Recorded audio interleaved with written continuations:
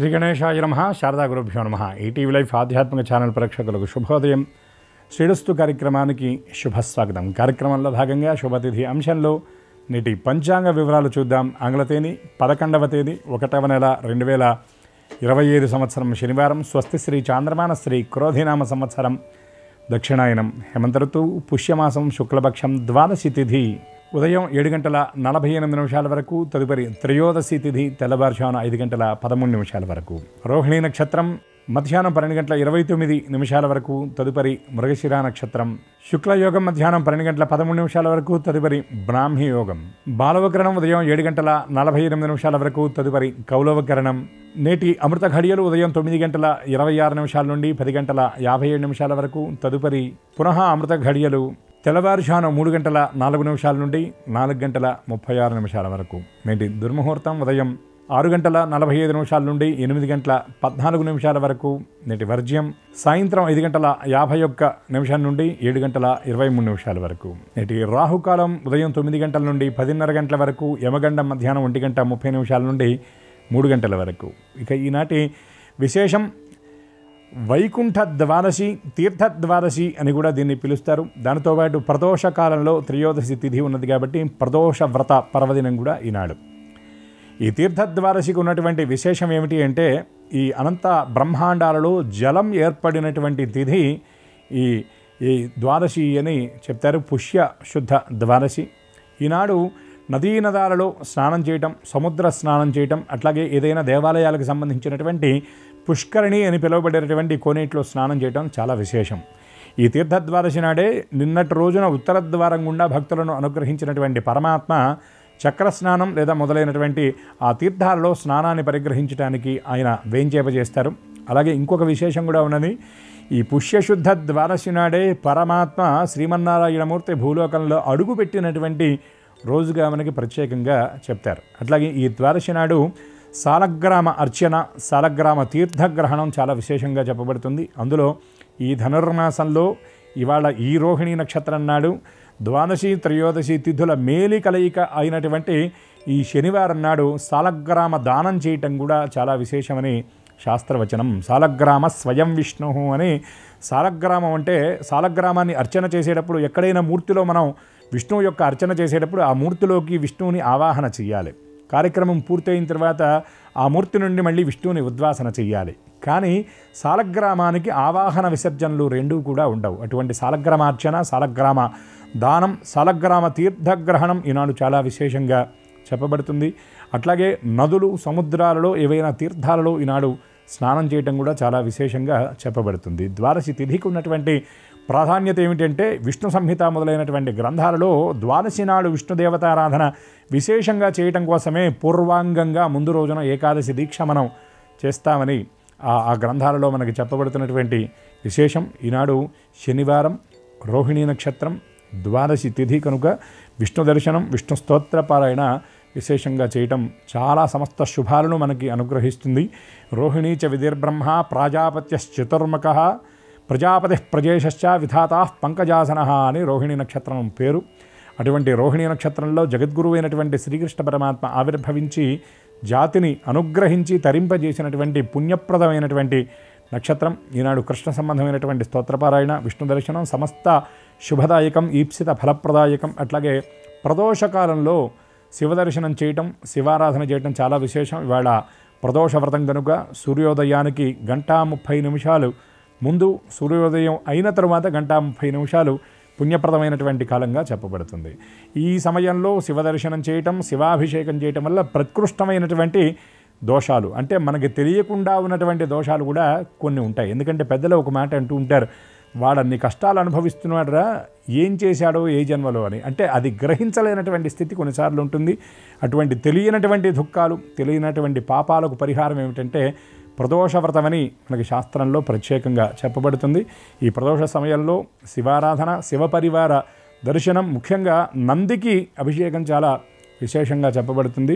మరొక విశేషం ఏమిటంటే శని ప్రదోషం చాలా విలువైనది. అందులో ఇవాళ శని త్రయోదశి కూడా కలిసి రావడం చాలా విశేషం. మకర, కుంభ, మీనరాశుల వాళ్ళకు ఇప్పుడు ప్రస్తుతం ఏలినాటి శని జరుగుతుంది. వృశ్చిక రాశి వారికి అర్ధాష్టమ శని, కర్కాటక రాశికి అష్టమ శని కనుక ఈ రాశుల వాళ్ళు తప్పకుండా శనైశ్చరుడి యొక్క ఆరాధన, శనికి తైలాభిషేకం, అట్లాగే నువ్వుల దానం చేయటం వల్ల శని యొక్క అనుగ్రహానికి అందరూ కూడా పాత్రలవుతారు. అలాగే ఈ దోషం ఉన్నటువంటి వాళ్లే కాకుండా శనిని ఎవరైనా కూడా ఈ త్రయోదశి నాడు ఆరాధించడం వల్ల శనైశ్చరుడి యొక్క దివ్య కృపకు అందరూ కూడా పాత్రలు అవ్వగలుగుతారు. అయితే ఒక విషయాన్ని ప్రధానంగా జ్ఞాపకం పెట్టుకోవాలి. శని ఆరాధన, శని అర్చన ఎప్పుడు చేసినా తప్పకుండా వెంటనే శివారాధన చేయాలి. అప్పుడు మాత్రమే బంగారానికి పరిమళం అబ్బినట్టుగా మనం చేసినటువంటి పూజ కర్మ సాఫల్యతను సాధిస్తాయి. అటువంటి విష్ణువు యొక్క దివ్యకృప శివానుగ్రహం అందరికీ పరిపూర్ణంగా ఉండాలని ఆశిస్తూ స్వస్తి.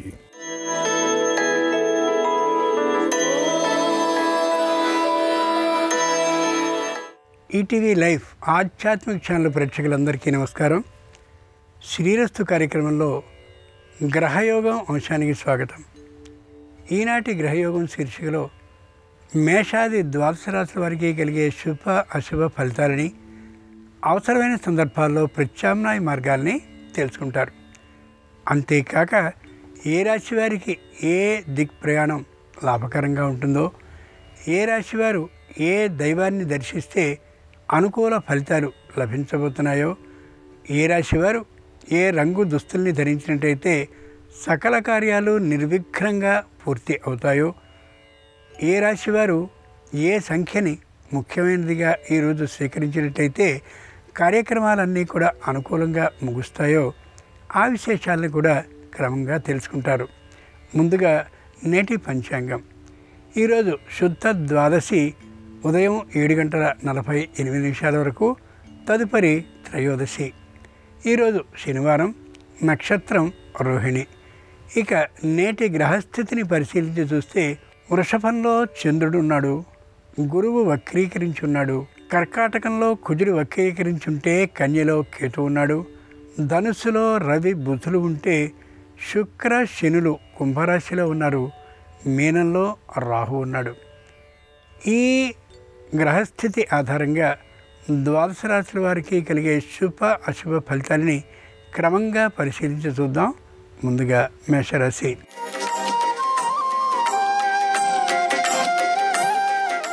ఈరోజు మేషరాశి వారు ఉత్సాహంగా ఉండగలుగుతారు. శారీరకమైనటువంటి అనారోగ్యం లేకుండా కూడా ఉండగలుగుతారు. కుటుంబంలో అందరూ కూడా ఆనందంగా ఉండే అవకాశం గోచరిస్తోంది. దైవాలకి సంబంధించినటువంటి మొక్కుల్ని తీర్చుకునేందుకోసమని తీర్థయాత్రలకు, అలాగే పుణ్య నదీ స్నానాలకు వెళ్ళే అవకాశం స్పష్టంగా గోచరిస్తోంది. ఆర్థికమైనటువంటి ఆదాయం మరింతగా ఉండేటటువంటి కారణంగా ఏ విధమైనటువంటి మానసిక చింత లేకుండా గడపగలుగుతారు. ఏ విధమైనటువంటి అనారోగ్య భావము కూడా వృద్ధులు అనారోగ్యవంతుల్లోనూ లేనటువంటి కారణంగా ఏ విధమైన మానసిక చింత ఉండకుండా కుటుంబం అంతా కూడా ఆహ్లాదకరంగా గడపగలుగుతారు. శనివారం సందర్భంగా మేషరాశి వారు శని మంత్రాన్ని 19 మార్లు పఠించినట్లయితే తప్పక వ్యాపార లాభం సిద్ధించే అవకాశం ఉంటుంది. ఈశాన్య దిక్ ప్రయాణం అనుకూలం. కలిసి వచ్చే రంగు తెలుపు. అదృష్ట సంఖ్య 3.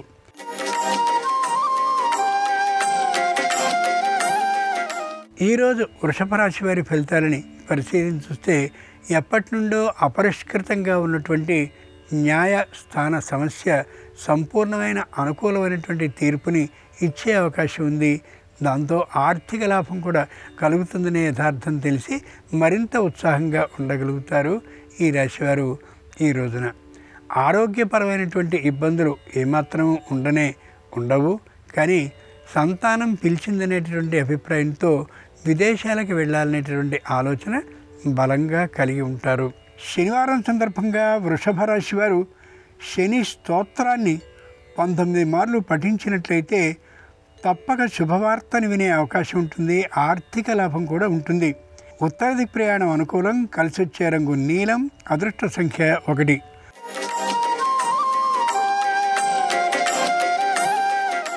ఈరోజు మిథున రాశి వారి ఫలితాలని పరిశీలన చూస్తే మానసికంగా ఉత్సాహంగా ఉండగలుగుతారు. బంధువుల్ని, మిత్రుల్ని, ఆప్తుల్ని కలిసి ఇంతకాలం పాటు విదేశీ పర్యటన లేక దూర ప్రాంతపు పర్యటన చేసినటువంటి వీరు తిరుగు ప్రయాణం అయ్యే అవకాశం గోచరిస్తోంది.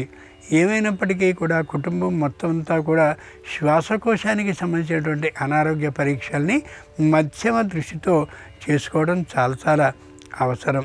ఇంట్లో ఉండేటటువంటి కుటుంబినికి కండరాలకు సంబంధించినటువంటి చిన్న చిన్నమైన నొప్పులు వచ్చే అవకాశం ఉంటుంది కాబట్టి వైద్య పరీక్షను చేయించుకోవడం అత్యవసరం.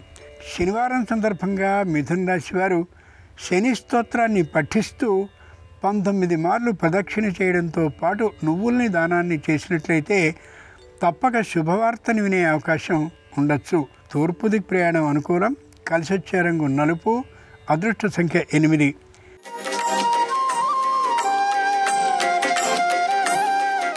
ఈరోజు కర్కాటక రాశి వారి ఫలితాలని పరిశీలించి చూస్తే రుణాన్ని తీసుకోవాలనే ఆలోచన ఏమాత్రమూ లేకుండా ఉంటారు.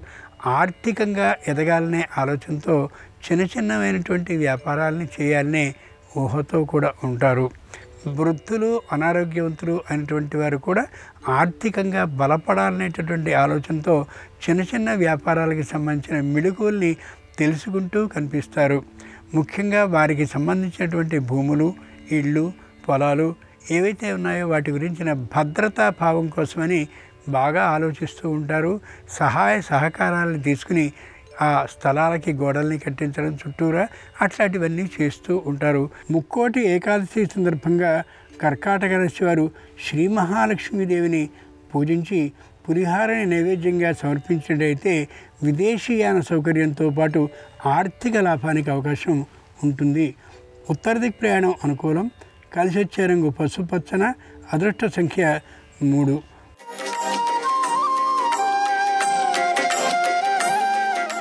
ఈరోజు సింహరాశి వారి ఫలితాలని పరిశీలించి చూస్తే మానసికంగా ఉత్సాహంగా ఉంటారు. శారీరకంగా దృఢంగా ఉంటారు.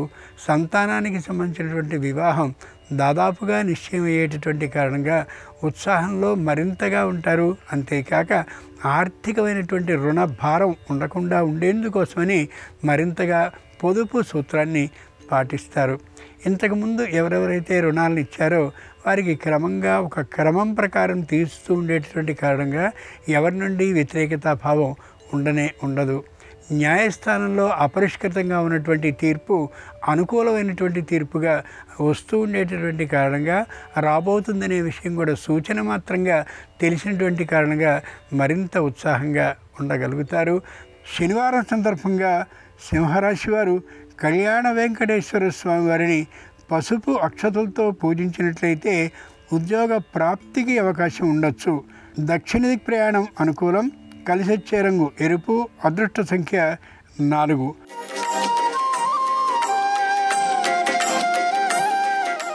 ఈరోజు కన్యారాశి వారి ఫలితాలని పరిశీలన చూస్తే మానసికంగా ఉత్సాహంగా ఉండగలుగుతారు. శారీరకంగా కూడా దృఢంగా ఉండగలుగుతారు. పై అధికారులతో ఏ విధమైన వ్యతిరేక భావాన్ని కలిగి ఉండరు. పై అధికారులే వీరి మాటని వింటూ ఉండేటటువంటి స్థాయిని లౌక్యంగా జాగ్రత్తగా తెచ్చుకోగలుగుతారు, పొందుతారు కూడా. అనవసరమైనటువంటి ఆదాయం కోసం పాకులాడేటువంటి పరిస్థితి ఏమాత్రము ఉండదు. ఆ కారణంగా అందరికీ ఆకర్షణ పాత్రలయ్యే అవకాశం గోచరిస్తోంది. చేస్తున్నటువంటి కుటీర పరిశ్రమకో వ్యాపారానికో చక్కనైనటువంటి గుర్తింపు లభించేటటువంటి సందర్భంగా విశేషమైనటువంటి ఆదాయం లభించే అన్ని ప్రయత్నాలని కూడా చేస్తూనే కనిపిస్తారు. శనివారం సందర్భంగా కన్యారాశి వారు ఈ రోజంతా కూడా నల్లని దుస్తుల్ని ధరిస్తూ శని మంత్రాన్ని పఠించినట్లయితే మానసికమైనటువంటి ఆనందం కలగడంతో పాటు నూతన ఉద్యోగ ప్రాప్తికి అవకాశం ఉండొచ్చు. ఉత్తర దిక్ ప్రయాణం అనుకూలం. కలిసొచ్చే రంగు పసుపు పచ్చన. అదృష్ట సంఖ్య 5.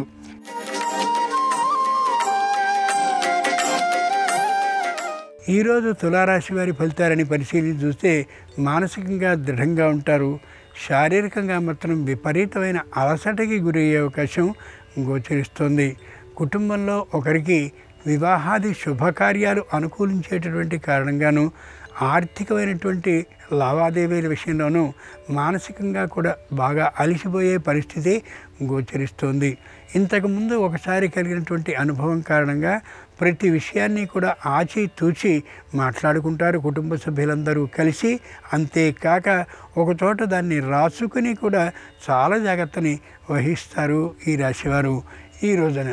ఏ విధమైనటువంటి విఘ్న భయము లేకుండా ఉండేందుకని గణపతికి సంబంధించిన ఆధ్యాత్మికమైన మొక్కుని ఉండ్రాళ్ళు పోయడం వంటి వాటిని చేస్తారు.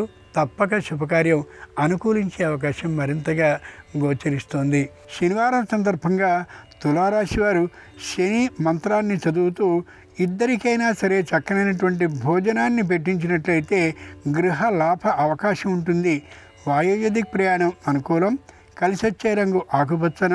అదృష్ట సంఖ్య 8.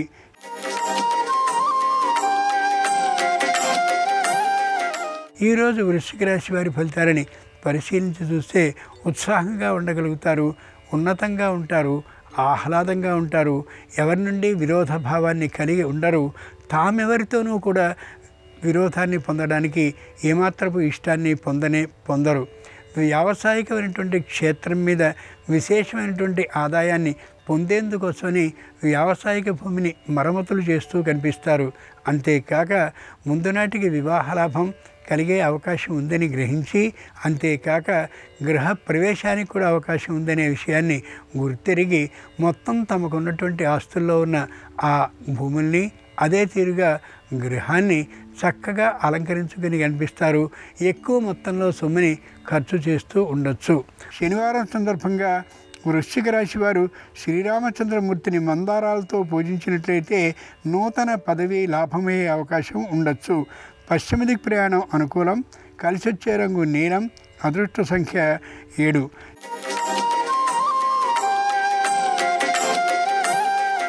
ఈరోజు ధనురాశి వారి ఫలితాలని పరిశీలించి చూస్తే మంచి అహంకార భావంతో ఉంటారు. మాటకు మాట మాట్లాడుతూ ఉంటారు. ఆ కారణంగా తాత్కాలికమైనటువంటి వ్యతిరేక భావాన్ని కుటుంబ సభ్యులందరి విషయంలోనూ పొందే అవకాశం ఉంది.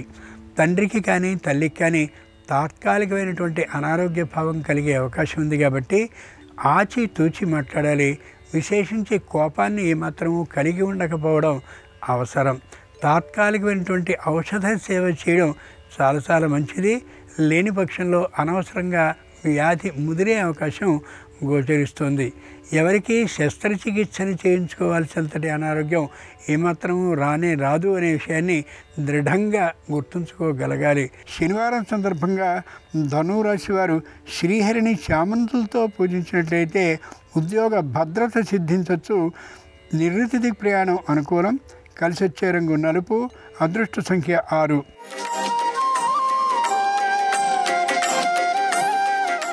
ఈరోజు మకర రాశి వారి ఫలితాలని పరిశీలించి చూస్తే మానసికంగా ఉత్సాహంగా ఉంటారు, శారీరకంగా దృఢంగా ఉంటారు. కుటుంబ సభ్యులందరూ కూడా అన్యోన్యంగా ఉండేటువంటి కారణంగా ఏ విధమైన మానసికమైన చింత కలిగి ఉండరు. ఆధ్యాత్మికమైనటువంటి భావం మరింతగా ఉన్నప్పటికీ కూడా కుటుంబానికి సంబంధించిన వ్యవహారాలన్నింటినీ పరిష్కరించవలసినటువంటి కారణంగా అంతటి ప్రయాణాన్ని కూడా తాత్కాలికంగా విరమించుకునే అవకాశం ఉండొచ్చు. శుభకార్యానికి సంబంధించినటువంటి ప్రయత్నాలన్నీ కూడా ముమ్మరంగా చేస్తూ ఉంటారు. తప్పక గృహ లాభం కానీ అలాగే వివాహ లాభం కానీ ఉండే అవకాశం ఈ రాశి వారికి ఈ రోజున గోచరిస్తుంది. శనివారం సందర్భంగా మకర రాశి వారు హయగ్రీవుణ్ణి కనకాంబరాలతో పూజించినట్లయితే ఆరోగ్య లాభంతో పాటు న్యాయస్థానంలో విజయ సిద్ధి ఆర్థిక లాభంతో ఉండొచ్చు. దక్షిణ దిక్ ప్రయాణం అనుకూలం. కలిసొచ్చే రంగు పసుపు. అదృష్ట సంఖ్య 9.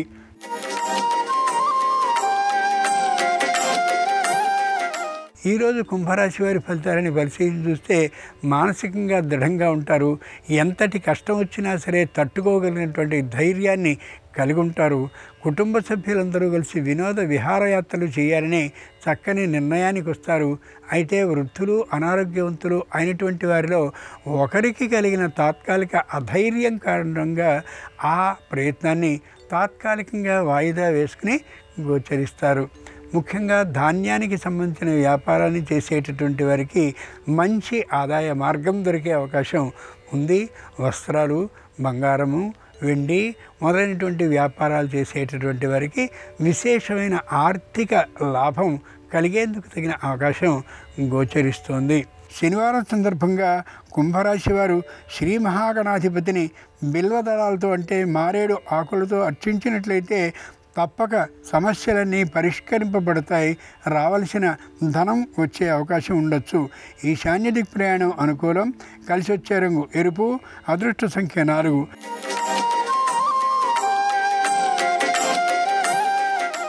ఈరోజు మీనరాశి వారి ఫలితాలని పరిశీలించి చూస్తే వృత్తిపరంగా వచ్చే ఆదాయం అంతా కూడా తాము న్యాయస్థానంలో వేసినటువంటి అభియోగం కారణంగా ఎక్కువ మొత్తంలో ఖర్చు అయ్యే అవకాశం గోచరిస్తోంది. అయినప్పటికీ నిరుత్సాహభావాన్ని మాత్రము పొందరు. తల్లిదండ్రులిద్దరూ కూడా ఆరోగ్యకరంగా ఉండేటువంటి కారణంగా దూరభార ప్రయాణాలు చేయడానికి ఏమాత్రం వెనుకాడరు.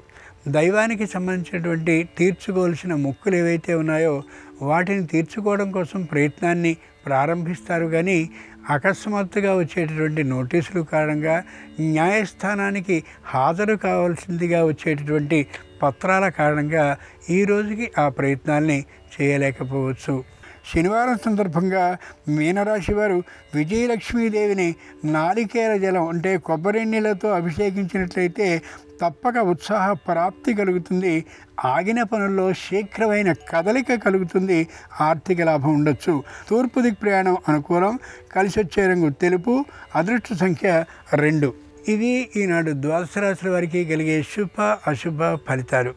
ఈరోజు శనివారం అయినటువంటి సందర్భంగా ఆ శనిగ్రహ అనుగ్రహం సంపూర్ణంగా సర్వరాశుల వారికి కలగాలని హృదయపూర్వకంగా ప్రార్థిస్తూ స్వస్తి.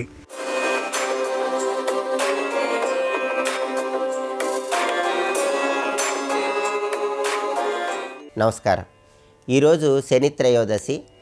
జాతకంలో ఉన్న శనిగ్రహ దోషాలు, రాశిపరంగా ఉన్న శనిగ్రహ దోషాలు, వీటన్నిటినీ తొలగింపజేసుకోవటానికి ఎలాంటి సులభమైన పరిహారాలు పాటించాలో నేటి పరిష్కారాలు అనే అంశంలో పరిశీలిద్దాం. శనివారంతో కూడిన త్రయోదశి తిథి చాలా శక్తివంతమైంది. దీన్ని శని త్రయోదశిగా జరుపుకోవటం అనాదిగా వస్తున్న సంప్రదాయం. శని త్రయోదశి నాడు సాయంకాలం 5:15 నుంచి 5:45 మధ్య ప్రాంతంలో శని త్రయోదశి పర్వము అని ఒక ప్రత్యేకమైన సమయం ఉంటుంది. ఈ శని త్రయోదశి పర్వం ఉన్న సమయంలో ఎవరైనా సరే స్ఫటిక శివలింగానికి లేదా పాదరస శివలింగానికి లేదా నర్మదా బాణలింగానికి నల్ల నువ్వులు కలిపినటువంటి నీటితో కానీ నల్ల నువ్వులు కలిపిన ఆవు పాలతో కానీ అభిషేకం చేసినట్లయితే జాతకంలో ఉన్న శనిగ్రహ దోషాలు, రాశిపరంగా ఉన్న శనిగ్రహ దోషాలు వీటన్నిటి నుంచి సులభంగా బయటపడవచ్చు. అలాగే ఈరోజు దేవాలయ ప్రాంగణంలో ఒక ప్రత్యేకమైనటువంటి దానాన్ని ఇచ్చుకోవడం ద్వారా కూడా సంపూర్ణంగా శని దోషాల నుంచి సులభంగా బయటపడవచ్చు. ఆ ప్రత్యేకమైన దానం ఎలా ఇవ్వాలంటే 1.25 కేజీ నల్ల నువ్వులు, 1 ఇనుప మేకు, కొద్దిగా దూది, 1/2 కిలో పెసరపప్పు వీటన్నిటిని నలుపు రంగు వస్త్రంలో మూటకట్టి దేవాలయ ప్రాంగణంలో ఓం శం శనైశ్చరాయ నమః అంటూ మనస్సులో శని భగవానుణ్ణి స్మరించుకుంటూ ఎవరికైనా దానం ఇవ్వాలి. ఈ దానం ఇచ్చినట్లయితే జాతకంలో ఉన్న శని దోషాలు, రాశిపరంగా ఉన్న శని దోషాలు వీటన్నిటి నుంచి సులభంగా బయటపడవచ్చు. అలాగే ఎక్కడైనా దేవాలయ ప్రాంగణంలో నువ్వులతో తయారు చేయబడినటువంటి పదార్థాలు ఎవరికైనా పంచిపెట్టడం ద్వారా కూడా సమస్త శుభాలను సిద్ధింపజేసుకోవచ్చు. శని త్రయోదశి సందర్భంగా నవగ్రహ ఆలయంలో శని విగ్రహానికి నువ్వుల నూనెతో కానీ కొబ్బరి నీళ్లతో కానీ అభిషేకం చేసినట్లయితే అనారోగ్య సమస్యలు తొలగిపోయి ఆర్థికంగా మంచి పురోభివృద్ధి ఏర్పడుతుంది. అలాగే నవగ్రహ ఆలయంలో శని విగ్రహం దగ్గర నీలం రంగు పుష్పాలను ఉంచి నమస్కారం చేసుకోవటం, నవగ్రహాల చుట్టూ ప్రదక్షిణలు చేస్తూ ఓం శం శనయే నమః అని శనినామాన్ని స్మరించుకోవటం ద్వారా కూడా సంపూర్ణంగా శని దోషాల నుంచి సులభంగా బయటపడవచ్చు. అలాగే దేవతా వృక్షాలలో రావి చెట్టు దగ్గర కానీ జమ్మి చెట్టు దగ్గర కానీ మట్టి ప్రమిదలో నువ్వుల నూనె పోసి దీపాన్ని వెలిగించడం ద్వారా కూడా శనిదోష తీవ్రతను తగ్గింపజేసుకోవచ్చు. గృహంలో పడమర దిక్కులో ఒక ప్రత్యేకమైన దీపాన్ని వెలిగించాలి. దీన్ని శనిగ్రహ దోష నివారణ దీపం అనే పేరుతో పిలుస్తారు. శని భగవానుడికి ఇష్టమైన పడమర దిక్కులో ఒక మట్టి ప్రమిదను స్నానం చేసిన తర్వాత ఉంచి ఆ మట్టి ప్రమిదలో ఇంకొక మట్టి ప్రమిద ఉంచి నువ్వుల నూనె పోసి 8 ఒత్తులు కలిపి ఒక ఒత్తిగా చేసి ఆ ఒత్తి పడమర దిక్కు వైపు వెలిగేలాగా దీపాన్ని వెలిగించాలి. దీన్ని శనిగ్రహ దోష నివారణ దీపం అంటారు. ఆ దీపంలో కొన్ని నల్ల నువ్వులు కూడా వేయాలి. ఆ దీపం కొండెక్కిన తర్వాత దీపంలో ఉన్నటువంటి నల్ల నువ్వులు ఎవరు తొక్కని చోట చెట్టు మొదట్లో వేయాలి. ఈ ప్రత్యేకమైనటువంటి శనిగ్రహ దోష నివారణ దీపాన్ని వెలిగించడం ద్వారా కూడా జాతకంలో శని మహాదశ, శని అంతర్దశ నడుస్తున్న గోచార పరంగా ఏలినాటి శని, అష్టమ శని, అర్ధాష్టమ శని, సప్తమ శని, కంటక శని, వ్యయ శని వల్ల తీవ్రమైన ఇబ్బందులు పడుతున్న వాటన్నిటి నుంచి సులభంగా బయటపడవచ్చు. శని త్రయోదశి సందర్భంగా ఈ పరిహారాలు పాటించండి. సంపూర్ణంగా శని భగవానుణ్ణి ప్రసన్నం చేసుకోండి. అలాగే రేపటి పరిహారాలు పరిష్కారాలు అనే అంశంలో 2025 సంవత్సరంలో ధనుస్సు రాశి వాళ్ళకి అదృష్టము ఐశ్వర్యము కలిసి రావాలంటే ఎలాంటి ప్రత్యేకమైన పరిహారాలు పాటించాలో పరిశీలిద్దాం. నమస్కారం. ఈ కార్యక్రమాన్ని తిరిగి చూడాలనుకుంటే www.youtube.com/ETV Life Spiritual లో చూడవచ్చు.